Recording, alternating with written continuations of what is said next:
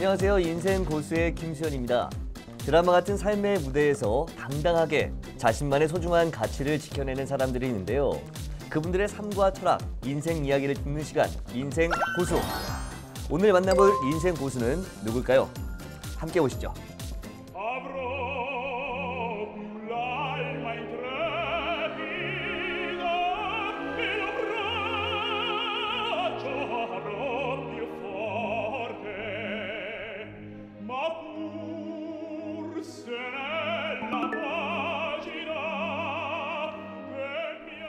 오늘의 인생 고수는 바로 성악가 배재철 선생님입니다. 안녕하세요. 반갑습니다. 성악가 배재철입니다. 만나 뵙게 돼서 굉장히 영광입니다. 저도 반갑습니다. 사실 굉장히 유명한 세계적인 테너 플라시도 도밍고 선생님한테 극찬을 들으신 100년에 한 번 나올까 말까한 성악가시잖아요.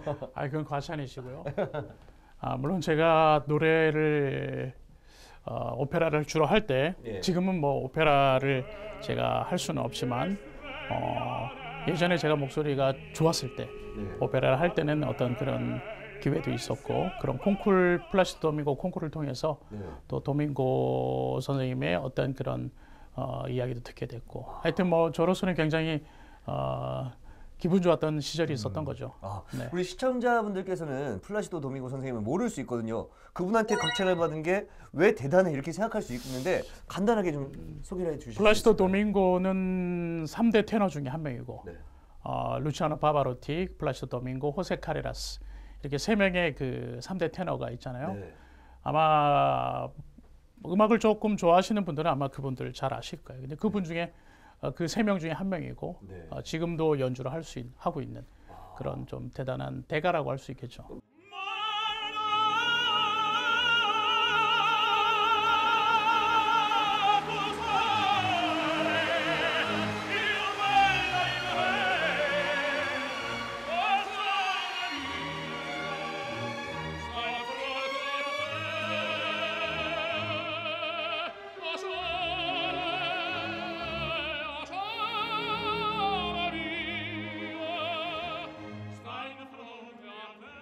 말 그대로 3대라는 건 세 손가락에 꼽힌다는 거잖아요. 전 세계적으로 역사적으로도 굉장히 유명하신. 그렇죠. 그분한테 칭찬을 들은 게 몇 년 전인 거예요? 그러니까 정확하게 딱 20년 전에 제가 98년도 플라시도 도밍고가 주최하는 오페랄리아라는 그 콩쿠르를 나가면서 처음으로 그 플라시도 도밍고와 인연을 맺게 된 거죠. 그러니까 성악을 시작하신 지 그때가 몇 년이 된 건지 아니면 그걸로 성악을 시작하게 되신 거예요? 아닙니다. 저는 이제 음악대학을 들어가서 전문적으로 이제 제가 공부를 하고 한양대학 들어가서 성악을 공부를 하고 그 다음에 유학을 94년도에 가게 됐고 유학 가서 한 4년 후에 제가 그 콩쿠르에 나가면서 이제 그런 인연이 된 거죠. 그러면 이제 대학교 들어간 이후에 그 한 10년 가까이 지난 후에 그 극찬을 들으신 거죠? 한 8, 9년 후에? 그렇죠. 뭐 정확하게 얘기하면 그렇죠. 그럼 원래 어렸을 때부터 꿈이 성악가셨던 거예요? 저는 어렸을 때는 그 성악가라는 어떤 그것 자체는 잘 몰랐고요. 제가 노래를 좋아는 했습니다. 노래를 좋아해서 제가 그 모 방송국에서 어린이들 그 동요 부르는 그 대회가 있어요. 누가 잘하나라는 동요 대회가 있는데 거기에 제가 초등학교 다닐 때 출전을 해봤죠. 진짜요? 그래서 상도 받고 하면서 이제 뭔가 제가 노래라는 것이 굉장히 저한테는 즐거움이기도 하고 또 노래를 잘하니까 주위의 사람들이 좋아하고 하는 그런 것들을 사실 어렸을 때 좀 맛을 본 것 같아요. 그러면 그렇게 노래를 좋아하시다가 대학교를 이제 성악으로 진학하시려 결정하신 거잖아요. 그렇죠. 어떤 뭐 계기가 있었는지 아니면 내가 한 몇 살쯤 되니까 성악을 전공을 해야겠다 이런 생각이 딱 들었던 때가 있었나요? 제가 고2에서 이제 고3으로 넘어갈 시점에 그때쯤에 고등학교 2학년 뭐 1학기 끝나고 진로에 대해서 좀 고민을 하게 됐어요. 내가 뭘 하면 가장 잘할 수 있을까라는 고민이었죠. 왜냐하면 일반적인 어떤 공부도 있지만 제가 생각했을 때는 제가 노래하는 게 가장 저한테는 좋은 것 같았고 근데 그걸 하면 가장 행복할 것 같았어요. 그래서 음악을 하겠다라는 생각을 하게 된 거고 그래서 한 1년 정도 제가 전문적으로 레슨을 받고 이제 시험을 봐서 학교를 들어가는 거죠. 그렇게 해서 대학교 음대에 딱 합격했을 때 기분이 어떠셨어요? 굉장히 좋았죠. 왜냐하면 제가 꼭 가고 싶었던 학교에 또 가게 된 거고 또 음악을 제가 선택한 것이 저한테는 굉장히 뭐라고 할 수 있을까요? 뭐 행운이라고 할 수 있을 것 같아요. 왜냐하면 사실 저는 음악을 시작해서 지금까지 한 번도 저는 후회해 본 적이 없기 때문에 그 길은 잘 선택한 것 같습니다. 자, 이번 시간은 인생 고수 키워드 시간인데요. 배재철 선생님과 연결되는 키워드들 어떤 것들이 있는지 확인해 보도록 하겠습니다. 보니까 교수와 강사라는 키워드가 나왔는데 교수와 강사라는 건 선생님이 이렇게 했다는 건가요? 어떤 건가요? 교수와 강사? 뭐 이렇게 교수와 강사라는 게 전임 교수님들이 계시고 그다음에 또 시간 강사들이 있잖아요. 그렇죠. 제가 이제 처음에 대학을 들어갔을 때 제가 배우고 싶었던 선생님이 있었습니다. 근데 그 선생님 클래스에 제가 들어가지는 못하게 됐고 강사 선생님 클래스에서 이제 배우기 시작했죠. 근데 이제 그게 어떻게 보면 저한테는 전화위복이었던 것 같아요. 뭔가 처음부터 잘 풀렸다면 제가 뭔가 오기를 갖고 공부를 안 했을 것 같기도 해요. 근데 제가 그때 강사 선생님 제자가 되면서 조금 오기가 발동되더라고요. 그래서 대학 졸업할 때는 교수님 클래스보다 훨씬 잘하는 걸로 해서 내가 졸업해야겠다라는 그런 오기를 한번 품어본 거죠. 그럼 저희가 사실 음대 상황을 잘 몰라서 그러는데 그 클래스가 이렇게 나눠지는, 딱 들어가서 뭐 시험의 성적에 따라서 클래스가 나눠지고 전임 교수님한테 배우는 분이 있고 강사님한테 배우는 분이 있고 그런가요? 네네, 그렇게 나눠집니다. 그럼 클래스가 몇 개로 나눠졌고 어떻게 됐었어요? 그러니까 뭐 학교마다 다 틀리죠. 네. 뭐 전임 교수님들이 뭐 많이 계시는 학교도 있고 좀 적게 있는 학교도 있으니까 아무튼 학생 수는 입학하는 학생 수는 정해져 있잖아요. 그러면 이제 그 선생님들이나 아니면 이제 학생들이 이렇게 클래스를 배분을 해야죠. 그러니까 전공 선생님을 개인적으로 이제 클래스를 다 나눠서 공부를 하게 돼 있습니다. 또 많은 사람들이 이렇게 한 번에 배울 수는 없는 수업이니까 이게, 그죠? 그렇죠. 저희는 1대1로 배우는 수업이라서 그래서 이게 조금 다른 어떤 일반 대학의 과들하고는 조금 형태가 틀리죠. 학생들이 다 1대1로 이렇게 수업을 하는 거예요? 그렇죠. 전공 레슨은 1대1로 합니다. 전공 레슨은. 그럼 확실히 진짜 가고 싶은 학교와 선택한 내가 원하는 선생님들이 정확하게 정해지겠네요. 그렇죠. 들어갈 때. 네. 근데 그래서 원하는 선생님이 있었으나 그분에게 못 배워서 오히려 오기가 생겨서 더 열심히 해서 그렇죠. 결국 그 교수님께 사랑받는 제자가 되신 건가요? 저는 하여튼 뭐 학교를 졸업할 때 제 나름대로 그 오기가 있어서 결과적으로 봤을 때는 오히려 저한테 더 좋았던 것 같아요. 왜냐하면 그 당시 처음에 제가 학교 들어갔을 때 그 대한민국에서 가장 큰 콩쿨이 뭐였냐면 동아 콩쿨이라는 콩쿨이 있어요. 그러니까 동아일보사에서 하는 콩쿨. 그게 학생들 음악 대학 성악과 학생들은 누구나 한번 그 콩쿨에서 상을 타보고 싶다라는 생각을 할 정도로 그 큰 콩쿨이 있는데 저도 그때 이제 그 오기가 생기니까 교수님 제자는 아니지만 그래도 강사 선생님 제자로서 내가 거기 나가서 꼭 상을 타야겠다. 그렇게 하고 졸업하고 싶다라는 생각을 한 거죠. 그래서 4학년 때 제가 정말 그 콩쿨 나가서 1등 했습니다. 어떻게 보면 너무 좋은 선생님을 바로 만났으면은 뭐 더 잘 될 수도 있지만 조금 나는 그래도 굉장히 뛰어나 하면서 조금 방심할 수 있었던 부분들을 꽉 채워주셨군요. 그렇죠. 야, 이게 그 최고들은 상황도 이렇게 도와준다고. 그래서 1등을. 야, 대단하십니다. 자, 다음 키워드 보도록 하겠습니다. 다음 키워드는 공군기지인데 공군기지랑 선생님이 공군 입대하신 건가요? 어떻게 된 거죠? 제가 그 당시에 군대를 갔을 때가 현역병은 아니었고요. 단기사병으로 군대를 갔었는데 공군기지에 그 제가 배정을 받아서 거기서 근무를 하게 됐는데 그 초소에서 근무를 하는 건데 거기는 그 공군기지니까 아무래도 비행기가 훈련을 위해서 뛰잖아요. 그렇죠. 그리고 엔진 테스트도 합니다. 근데 제가 근무했던 초소에서 좀 가까운 거리에서 엔진 테스트를 해요. 그러면 소리가 어마어마하게 크죠. 그러면 저는 이제 그 엔진 테스트 할 때 소리 내보는 겁니다. 연습하는 거예요. 그러면은 뭐 제 소리가 아무리 커도 엔진 소리보다는 클 수가 없잖아요. 그렇죠, 그렇죠. 그러니까 소리가 당연히 묻히는데 그 묻힐 때 연습을 해보는 거였어요. 그러면서 정말 실질적으로 제가 굉장히 많이 실력이 늘었어요. 그래서 복학을 해서 바로 이제 그 효과를 보게 된 거죠. 그럼 처음에 했을 때는 내 목소리가 아예 들리지도 않다가 나중에 좀 들리던가요? 어떻던가요? 네, 조금 뭐 저 스스로한테 들리기 시작하는 거죠. 대단한 거잖아요, 사실.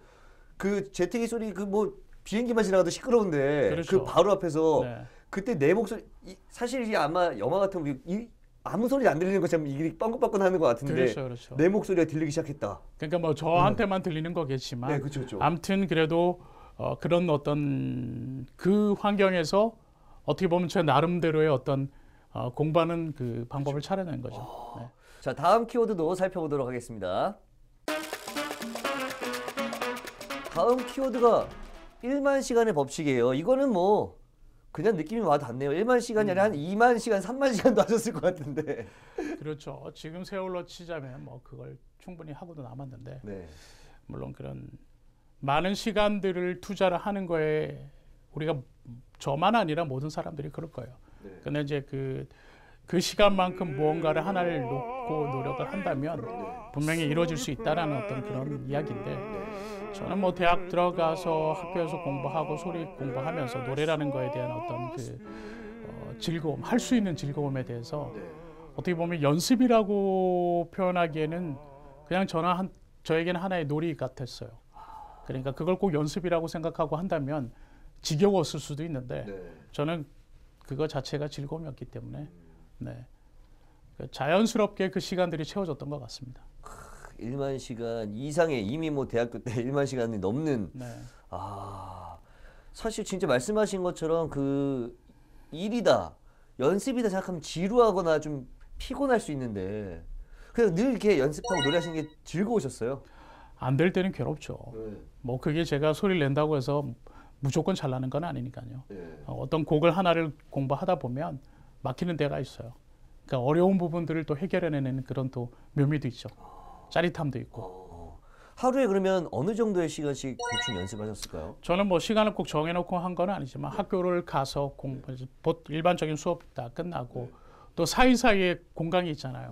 공강이 있으면 또 연습실 가서 연습하고. 그럼 오래 연습했을 때는 막 10시간도 하셨겠네요. 뭐 8시간? 뭐 정확하게 제가 뭐 시간을 재면서 하지는 않지만 하여튼 학교 가서 해지고 깜깜해질 때까지는 저는 학교에 있었던 것 같아요.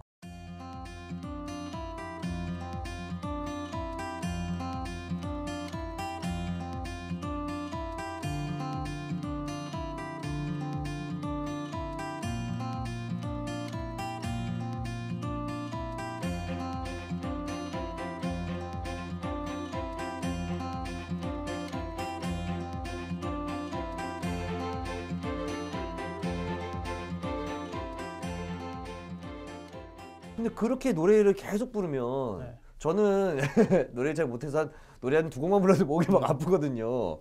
좀 목이 아프거나 아무리 뭐 발성을 잘하시고 한다 해도 좀 힘들 것 같은데 목이 좀 충격이 있을 것 같은데 어떤가요? 그러니까 그래서 성악가들이 그 목을 다루고 성대를 쓰는 것들이 잘 해야 되는 부분이에요. 그래서 많은 시간을 들여서 사실은 소리를 공부를 하는데 어느 날 갑자기 성대에 문제가 생겨버린다면 이때까지의 모든 일들이 어떻게 보면 수포로 돌아가잖아요. 그래서 목을 잘 쓰고 관리하고 하는 건 굉장히 그런 부분도 우리는 다 배우거든요. 그래서 이제 물론 선생님들께서 가르쳐 주시는 방법대로 제대로 된 방법대로 소리를 내면은 성대에 큰 문제는 생기지 않습니다. 그런가요? 그럼 뭐 아프거나 이런 게 제대로만 한다면 괜찮은 건가요? 그렇죠. 오히려 그게 이제 단련이 되고 훈련이 되는 거죠. 저희 같은 일반인들은 너무나 잘못하고 있기 때문에 노래방 가서 딱 2곡 정도 부르면 바로 이게 오거든요, 목이. 그렇군요. 좀 저희 일반인들도 좀 연습하면 좀 아픈 게 완화될 수 있을까요? 그럼요. 좋은 발성을 배운다면 일반인들도 충분히 자기 목 관리를 하면서 좋은 소리를 낼 수 있습니다. 그렇군요. 네, 재밌는 이야기 잘 들었고요. 인생 고수 배재철 선생님과 함께하는 키워드 시간이었습니다. 앞서 말씀하셨지만 대학교 4학년 때 또 우리나라 큰 대회에서 1등도 하시고 그러고 나서 유학도 가셨잖아요. 어떤 계기가 있었나요? 저는 사실 그 대학에서 공부를 하면서 예. 제가 그 생각했던 꿈꾸던 콩쿠르에서 만약에 제가 상을 받을 수 있다면 저는 성악가의 길을 가도 되겠다라는 생각을 한 거죠. 근데 이제 감사하게도 제가 그 콩쿠르 나가서 또 1등을 했었고 그래서 유학을 결심하게 됐습니다. 대한민국에서는 1등을 했으니 세계적으로 나가보자. 그렇죠. 마음으로. 네. 그 어디로 유학을 가신 거예요? 이탈리아 밀라노로 제가 유학을 가게 됐습니다. 그때 이탈리아 가셨으면 혹시 좀 어려움은 없었나요? 아무래도 오페라라는 것이 이탈리아에서 시작을 했고 네. 그다음에 또 어떻게 보면 그게 그들의 음악이고 그들의 문화인데 동양인이 사실 그 무대에 선다는 게 쉽지는 않아요. 제가 있을 때만 해도 네. 공부할 때만 해도 그래서 아주 소수의 또 저희 선배들 되시는 또 오페라 가수들이 성악가들이 또 유럽에서 조금 노래를 하고 계셨지만 많은 숫자의 어떤 성악가들 그러니까 아시아인들 특히 한국 사람들이 그렇게 많이 노래는 하고 있지 않았던 상태였고 그렇지만 이제 그 기회는 있을 거라고 생각을 했죠. 처음 유학을 갔을 때 반응은 어땠어요? 일단 대한민국에서는 1등을 했고 그러면 굉장히 실력이 우리나라에서는 뛰어난 분인데 이탈리아에서는 어떻게 바라보던가요? 물론 이제 제가 뭐 프로 성악가가 된 것은 아니기 때문에 네. 어떤 그런 객관적인 어떤 이야기들은 들을 수가 없었지만 네.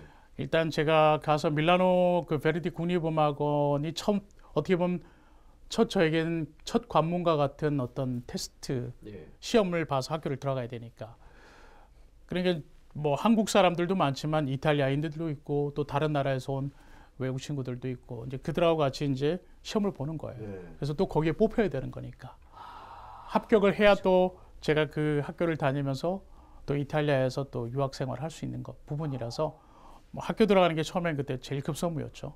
그렇죠. 일단은 내가 유학해야지 한다고 되는 게 아니라 그쪽에서 뽑아줘야. 그렇죠. 일단 그 중에 뽑혔다는 건 그 학교에서 이 학생을 가르치고 싶다.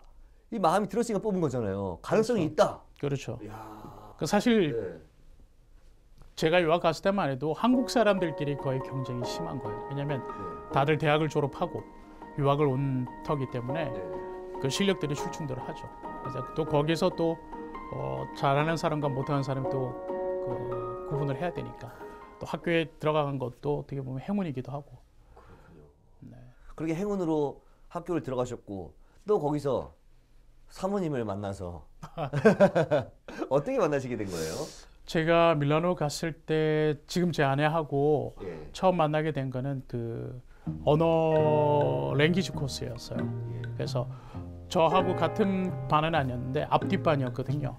그래서 그 코스가 딱 끝날 때쯤 되면 그 소풍을 가요. 네. 그런데 소풍 갔다가 이제 잘 알게 된 거죠. 소풍 가서. 네. 그래서 연애해서 그렇게 네. 결혼을 했습니다. 근데 사모님도 원래 성악을 전공하셨다고 들었거든요. 네, 제 아내도 성악을 공부했고 또 유학을 또 성악으로 왔었던 터였죠. 일단은 뭐 생각하는 바가 비슷하고 네. 같이 언어 공부하고 있었고 네. 잘 맞았는데 근데 사모님은 지금 성악은 다 그만둔 상태이신 거죠? 사실은 아이들을 키우고 있습니다. 네. 그게 저는 또 고맙기도 하지만 네. 어떻게 한편으로는 참 우리 아내도 했으면 참 잘했을 텐데라는 네. 좀 아쉬움도 있기는 합니다. 그렇죠. 아무래도 음악을 하신 또 성악을 전공해서 같이 유학까지 가셨다는 건 실력이 대단하신 건데 네. 좀 포기한다고 했을 때 좀 아쉬웠을 것 같아요. 좀 그런 부분들이 네. 본인의 또 결정이었기 때문에 저는 또 그 결정에 대해서 존중을 했습니다. 왜냐하면 그 본인이 갖고 있던 어떤 실력도 좋았지만 네. 사실 결혼을 해서 또 한 부부가 되다 보니 제 아내가 사실 희생을 한 거죠. 본인 생각엔 그랬다 네. 그러더라. 본인보다 제가 더 가능성이 더 높으니까 남편을 내줘야겠다라고 생각했던 것 같아요. 깊은 생각을 하고 사모님도 굉장히 많이 힘드셨겠지만 네. 아이와 또 남편을 위해서 또 헌신하는 것도 그렇기 때문에 선생님께서 더 높은 자리까지 갈 수도 있었던 거잖아요. 네, 그렇죠. 네. 그게 굉장히 큰 밑거름이었다고 저는 생각합니다.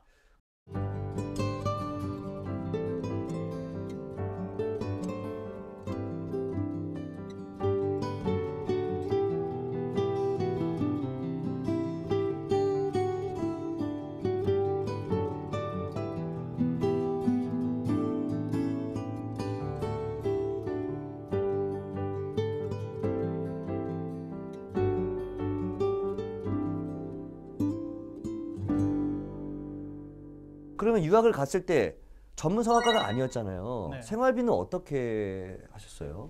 처음에는 물론 이제 저희 부모님이 이제 어렵지만 그래도 유학비를 최소한의 유학비를 보내주셔서 그걸로 이제 제가 제 친구하고 같이 방을 쉐어하면서 그렇게 처음에는 시작을 했죠.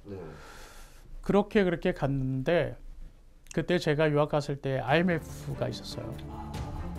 그러면서 결혼하고 딱 1년 후였는데 IMF가 터진 거죠.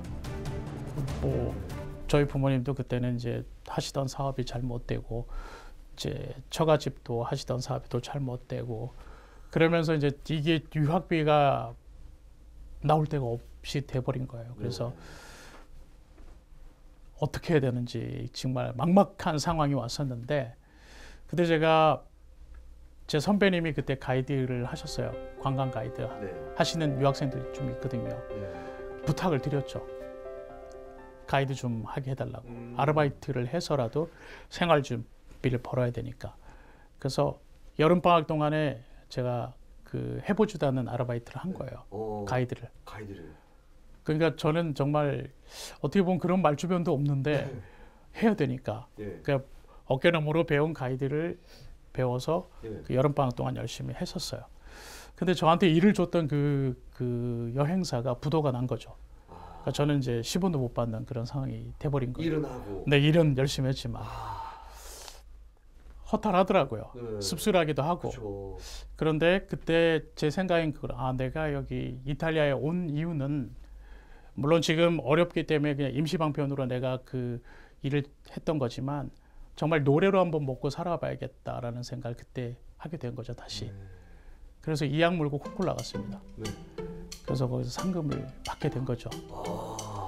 아무래도 콩쿠르 나가면 이제 큰 콩쿠르도 있고 작은 콩쿠르도 있지만 어쨌거나 거기는 상금이 있어요. 그 상금이 뭐 액수가 적은 콩쿠르도 있고 아주 많은 콩쿠르도 있지만 그래서 제가 콩쿠르를 나가서 상금을 받으면 그걸로 생활을 하고 공부를 하고 또 그 다음 콩쿠르 갈 또 노잣돈 만들어서 가고 그렇게 해서 한 2년 정도를 콩쿠르에서 먹고 살았습니다. 야, 이게 말로만 듣지 영화 같은 이야기가 대회 나가서 일단은 실력이 좋으셨어야 당연히 좋으시니까 상을 받는 거지만 상금으로 생활비를 했다.